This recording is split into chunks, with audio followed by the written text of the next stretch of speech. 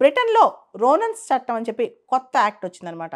పెద్ద పెద్ద కత్తులు, బ్లేడ్లు ఇలా పదునైన వస్తువులు ప్లాట్ఫామ్ ఆన్లైన్లో అమ్ముతున్నా, రీటైల్గా అమ్ముతున్నా ఎవరైనా అనుమానాస్పదంగా వచ్చి ఎక్కువ కొనుక్కెళ్ళారనుకోని ఇమీడియట్గా ఇన్ఫామ్ చేయాలంట. అదేవిధంగా 18 సంవత్సరాల్లో పిల్లలకి ఇది అమ్మకూడదంట. ఈ విధంగా కఠినమైన శిక్షలు తీసుకొస్తూ యూకే ప్రభుత్వం రోనన్స్ చట్టం అని చెప్పి ఒక చట్టం తీసుకొచ్చిందనమాట.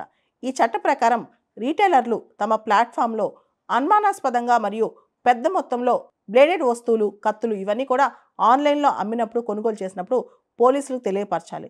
అదేవిధంగా 18 ఏళ్లలోపు వారికి కత్తులను అమ్మితే అమ్మకాన్ని ప్రాసెస్ చేసిన వ్యక్తి లేదా కంపెనీ సీఈఓ కూడా 6 నెలల నుంచి 2 సంవత్సరాల వరకు జైలు శిక్ష పడుద్దనమాట. అసలు ఏంటి రోనన్స్ చట్టం? ఎందుకు దీనికి రోనన్ అని పేరు పెట్టారు?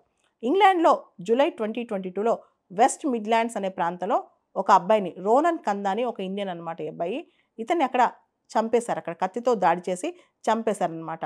ఎవరైతే హత్యకు గురయ్యాడో రోనన్ వాళ్ళ మదర్ ఏం చేసిందంటే ఎవరైతే తన కొడుకుని చంపేశారో భారత సంతతికి చెందిన ఇద్దరు అనమాట. ఇద్దరికి మొత్తం 34 సంవత్సరాల శిక్ష వేపించింది పోరాడి. కానీ తన కొడుకు తిరిగి రాడు కదా, ఇలాంటి జరగకుండా ఆవిడ ఇలాంటి చట్టం కావాలని కూడా కోరుకున్నారనమాట. సో బ్రిటిష్ ప్రభుత్వం కూడా ఇలాంటి ఒక కఠినమైన చట్టం తేవాలి. ఎందుకంటే ఫారిన్ కంట్రీస్లో మనం చూసాం గన్ కల్చర్ కానీ, సడన్గా వెళ్ళి పిల్లల్ని చంపేయటం కానీ, కత్తులు తీసుకెళ్ళటం కానీ ఇవన్నీ చూసాం అనమాట. సో ఎవరైతే హత్యకు గురయ్యాడో ఆ రోనన్ తల్లి తన కుమారుడిపై దాడి చేసిన హంతకులు ఎవరైతే ఉన్నారో వాళ్ళు టీనేజర్స్ అనమాట.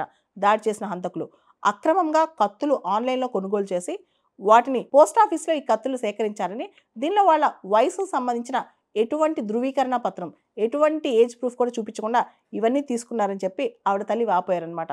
దీంతో అసలు చిన్నపిల్లలకి కత్తులు ఏంటి, ఎవరు అమ్మారు, దీనికి సంబంధించిన విషయాలు ఏంటి అని చెప్పి ఇన్వెస్టిగేట్ చేయగా బ్రిటన్లో స్ట్రాంగ్ లా తీసుకురావాలని చెప్పి అప్పుడు తేల్చేశారు. దాంతో రోనన్స్ చట్టం అని చెప్పి ఎవరైనా 18 సంవత్సరాల్లో పిల్లలకి కత్తులు, కటార్లు అమ్మకూడదు.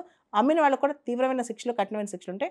అదేవిధంగా ఎవరైనా ఎక్కువ లార్జ్ స్కేల్లో బ్లేడ్లు, కత్తులు పెద్ద కొన్నా వాళ్ళు కూడా అప్పుడు ప్లాట్ఫామ్ వాళ్ళు ఆన్లైన్లో ఆర్డర్ చేసినా సరే ఖచ్చితంగా ఇన్ఫామ్ చేయాలి. ఎందుకంటే హింసన చేయడానికి, వాయిలెన్స్ కోసం ప్రమాదకరమైన ఆయుధాలని కొనుగోలు చేయటం, వీటిని కలిగి ఉండటం ఇవన్నీ కూడా తప్పే. కాబట్టి ఈ ఆయుధాలు ఇమీడియట్గా గవర్నమెంట్ స్వాధీనం చేసే దిశగా ఈ చట్టం ముందుకు తీసుకెళ్తుందన్నమాట. ముఖ్యంగా రోనన్స్ యాక్ట్ చిన్నపిల్లల చేతిలోకి మారణాయుధాలు వెళ్లకుండా ప్రయత్నం చేస్తూ పెద్ద హింసాత్మక సంఘటనలకు సమాజం బలవకుండా ఈ చట్టాన్ని తీసుకొచ్చారు.